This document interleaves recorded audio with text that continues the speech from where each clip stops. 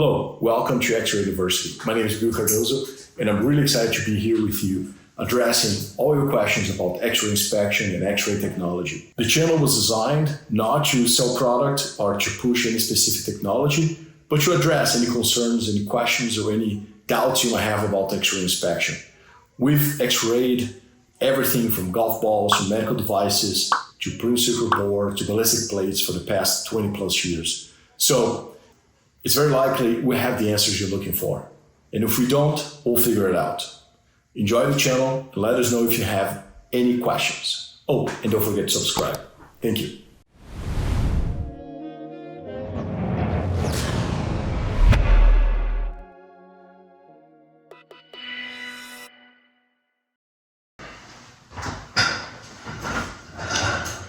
Hello, welcome to another episode of X-Ray University. Today, we're going to be addressing one of the questions we ask quite often, which is how to get the best X-ray image out of my machine.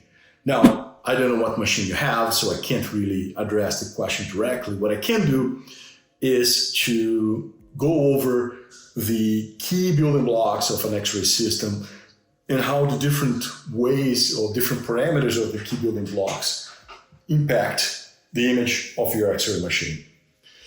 All right, so let's get started by going over a concept that an old professor of mine from many years ago used to call the shark blanket dilemma.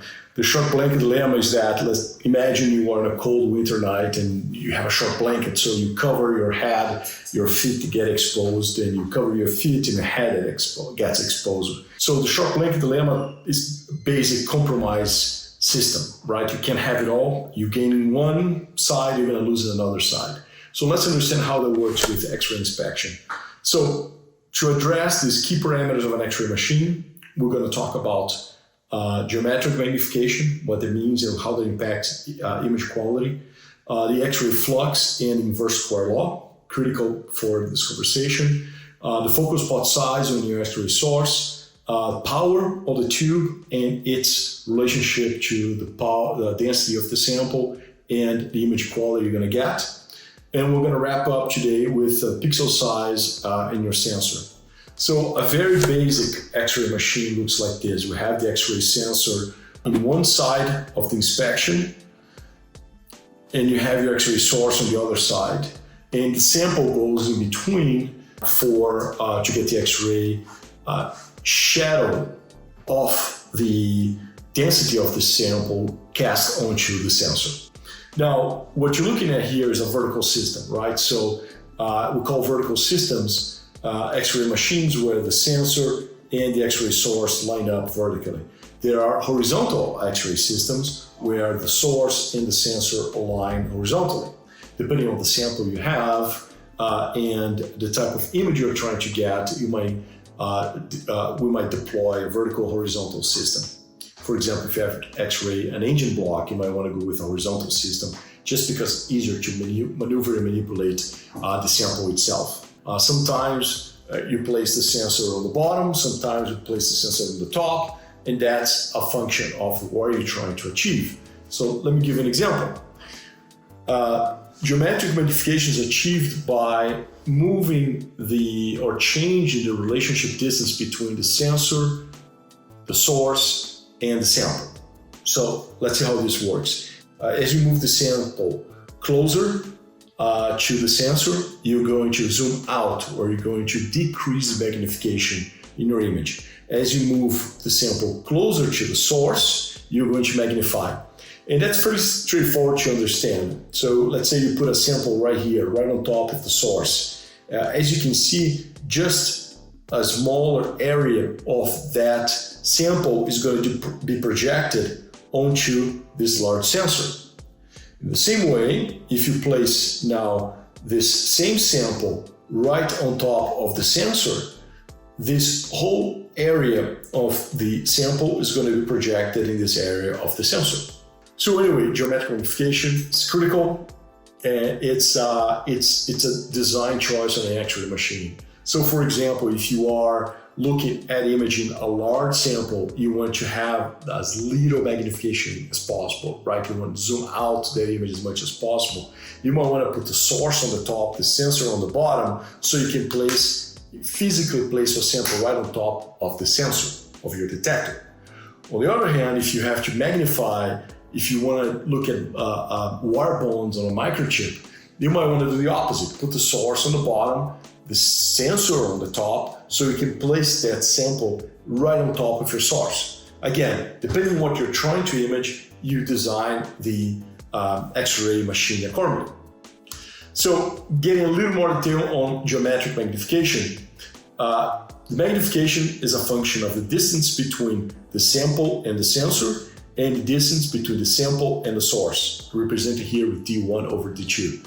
Now you can see that there is this exponential relationship between the distance that the sample has to the source. So if you want to really get a high mag system, what you gotta do is bring that sample as close to the source as possible to take advantage of this nice exponential relationship. Now, as you can see, to increase magnification, you want to move the sensor as far away from your sample, right? You want to maximize D1. So you want to make D2 as small as possible because it is in the denominator, and you want to make D1 as large as possible, right? You want to move, ideally, a really high mag system would have the sample right on top of the source and the detector as far away as possible. The issue, going back to our short blanket dilemma, the issue with placing that sensor, that detector as far away as possible is the inverse square law that tells us that the intensity of radiation decreases inversely with the square of the distance from the X-ray source. That means that for each R that you move, your intensity drops by 1 over R squared. That's really, really deep impact, right? Because if you move by 3R, now your density is down by 9. Very big impact. And we actually use that relationship quite often from a safety perspective, right? That's one of the reasons why X-ray machines are so big. We move the walls as far as we can from the X-ray source. So 1 over R squared, the radiation, by the time it gets to the wall, is small enough that you don't have to put a lot of lead shielding or a type of or tungsten to make sure the radiation doesn't get out of the walls. That's the same reason why if you go to the airport, imagine I'm badly drawing here an X-ray machine from the airport where you have a conveyor belt on one end, a conveyor belt on the other end, and let's say you put your bag here, and that distance is designed on purpose so that radiation, by the time it gets to those curtains, is small enough that's absolutely safe to operate the machine in a high public area like an airport.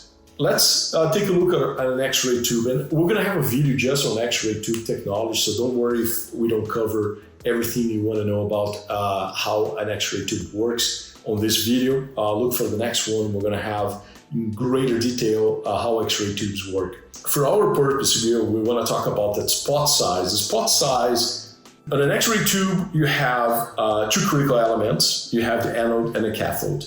On the cathode, there's an embedded filament, which looks a lot like an Edison light bulb, right? The filament that we put a current here, and in that filament is going to warm up, and the thermal effect of warming up the filament is the creation of free electrons. So these electrons are going to be free to go and fly around. And then what we do, we put a big positive field, electric field on this inside the tube, allowing those electrons to depart from the filament, travel through this vacuum space, and hit the anode at high speeds, causing what's called Brinson radiation. Brinson radiation allows the electrons in the anode to recoil, and when they come back to their shell, they're going to emit an X-ray photon. So the X-ray photons then depart the target at a very specific angle and then leave the X-ray tube via a window, and that window can be made up maybe a beryllium window or a glass window.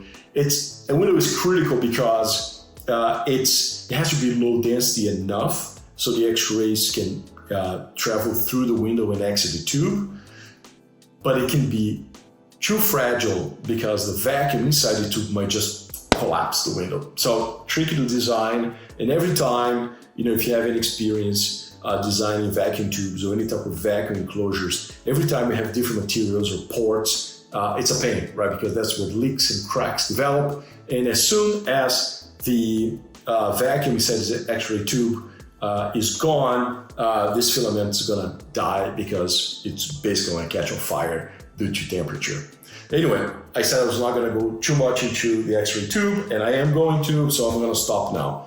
What I'm gonna talk about in this video is spot size and image quality.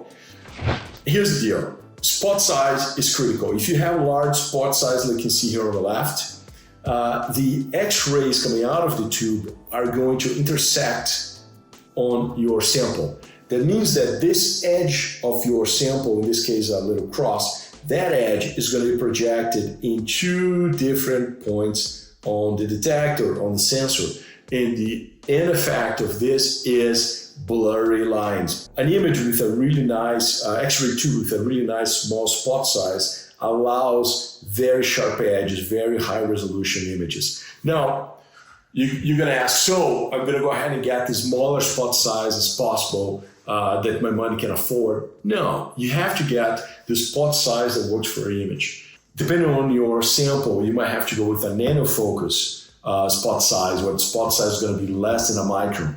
Or you can go with a microfocus X-ray source, where the spot size is going to be in the few microns, micrometers. And then you can go with a mini focus source, where the X-ray, the spot size in the several, dozens and dozens of microns, even millimeters. So the real answer is, what is the spot size in the application is what X-ray source produces the image that will allow you to see what you have to see and make the decisions you have to make if it's a quality inspection to pass or fail specific samples. That's the bottom line.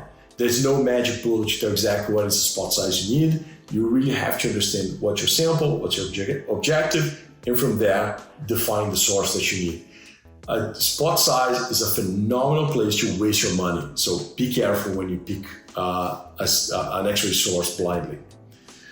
Here's a good example of the image quality between a mini focus and a micro focus. On the left, you have a micro focus, and remember when we talked about the blurry edges and that fuzzy image? That's exactly what it looks like here. As you can see, the wire bones, the die edge, lead frame, everything, you can tell they're there, but you really don't get a sharp, crispy edge on your image. On the other hand, with a micro focus, you get some very, very, very beautiful image. You can clearly see the wire bond, even the die attach around the die, the lead frame, everything looks beautiful. Now, here's another, we're going back to that sharp blanket dilemma we talked about earlier. Sometimes your sample is going to be dense, so you need to increase the power on your X-ray tube to get the penetration that you need. Now, as you increase the power on the tube, as you increase the voltage and the current on the tube, the thermal properties, so it's going to heat up the target more and more. So here's, you can see an anode with a damaged target right there. What happens is, as you heat up the target more and more, the spot size is going to increase. That's just physics. That's how it works. So as you can see here in this really nice plot from Hamamatsu, it's our supplier of X-ray tubes.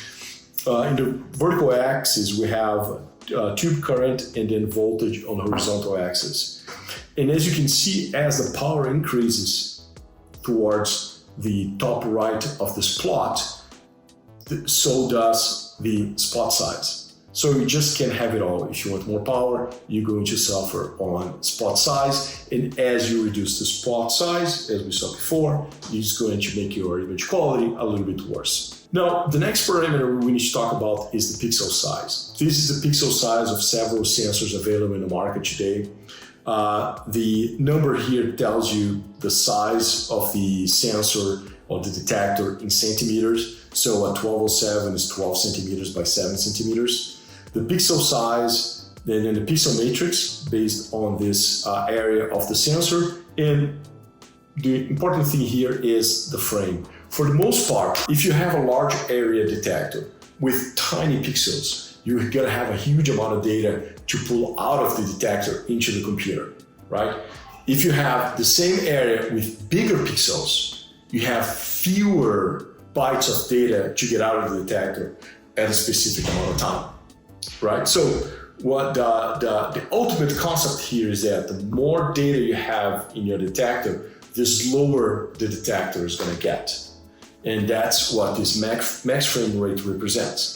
So there are things you can do to read the data faster. You can put a fiber optic connection to really pump data out of the detector. You can put two fiber optic outputs from the detector. You can read the detectors in different data streams, thus doubling the frames per second.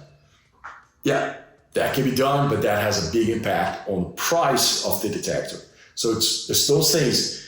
It's a great place to waste money as well, but buying what you don't need. And that's why when looking at an X-ray machine, really think about these trade-offs between speed, size, and pixel size. Now, the smaller the pixel size, the more pixels you're gonna have within the same area, thus slower it's gonna get.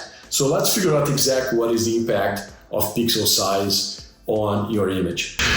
Here we have two different sensors. On the left, you have a 14 by 12 centimeter sensor with a 50 micron pixel size. On the right, you have another sensor that is 12 centimeters by 7 centimeters. And again, with a 75 micron, 74.8 micron pixel size. Now let's zoom in to give it. So what we did here, we kept the same proportion so you can have an idea what a 14 by 12 image looks like and what a 12 by 7 image looks like. Now let's zoom in to give you a better idea of what that means in terms of resolution. On the left, you have 50 micron pixels, which should not be a surprise, give you sharper images. On the right, you have the larger pixel, the pixel that's 50 times bigger in each direction, right? So it's actually 75 by 75 micron size. They give you an image that's not as sharp. Pretty straightforward. So throughout this presentation, I hope you were able to realize the compromise that we have when dealing with X-ray imaging. Starting with magnification versus the X-ray flux. For magnification, you want to place your sensor as far away from the source as possible, but you're going to decrease the flux of X-ray photons by 1/r squared. So you got to bring that sensor back, then you decrease magnification, then you bring the sensor away, and with that you have to get the pretty good. And there's an optimum that is a function of what is that we're trying to achieve in your application. There is a relationship between focus spot size and power. The more power you put on your tube, the larger the spot size. But if you decrease the power too much, your sample might be dense enough that's going to basically shield everything and you won't be able to get an image, right? So you got to play that relationship between spot size, power, and the density of your sample. Lastly, you have the relationship between the pixel size and the sensor readout speed. You want a very small pixel, you want a bunch of them in your detector, that's fine, but it's probably not going to be fast and as fast as you might want. And with that, you might have to play with those parameters to find out what is the sweet spot for your application. So I hope that this was an useful overall overview type of presentation. I try not to get into too much detail on each one of these things. There's a lot that can be said for X-ray source technology and the way that different types of sources are built. I showed you a reflective tube. There are transmissive tubes, which are super cool, and we're gonna design a whole video for it. We have to. Same thing for sensors. There's so much can be done with sensors, from the fluorescence of the material they use on the detector to the different CMOS, amorphous silicon, different technologies, what they mean for you. So again, keep looking. These videos are gonna start coming up, and then we're gonna also talk about artificial intelligence, a bunch of other things that have deeply changed the X-ray industry in the past 5 to 10 years. So thanks for watching, and don't forget to subscribe and come back for more. I'll talk to you soon.